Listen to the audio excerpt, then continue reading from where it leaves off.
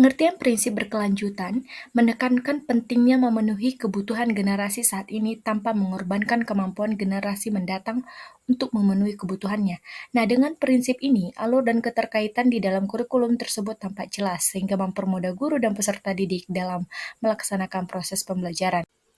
Implementasi prinsip berkelanjutan dalam pembelajaran melibatkan mengintegrasikan pengetahuan, keterampilan, dan sikap yang mendukung kesadaran lingkungan, tanggung jawab sosial, dan etika yang bertanggung jawab dalam perilaku individu dan masyarakat.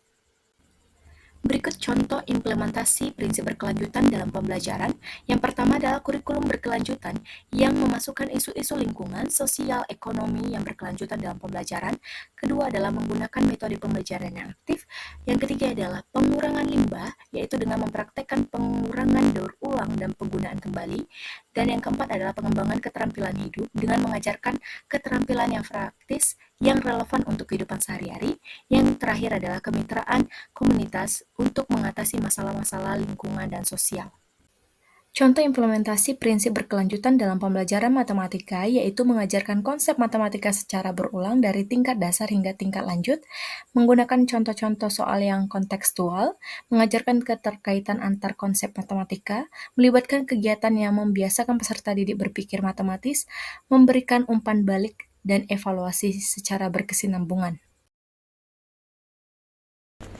Prinsip relevansi kurikulum adalah prinsip yang menekankan bahwa kurikulum harus relevan dan sesuai dengan kebutuhan peserta didik dan masyarakat.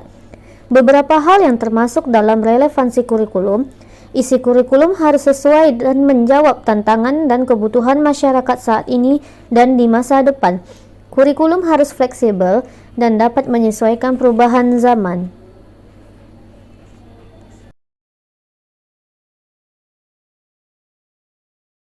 Materi pembelajaran harus bermanfaat bagi peserta didik dan berkaitan dengan kehidupan sehari-hari. Kurikulum harus mempersiapkan keterampilan yang dibutuhkan peserta didik saat memasuki dunia kerja. Metode pembelajaran harus relevan dan melibatkan peserta didik secara aktif.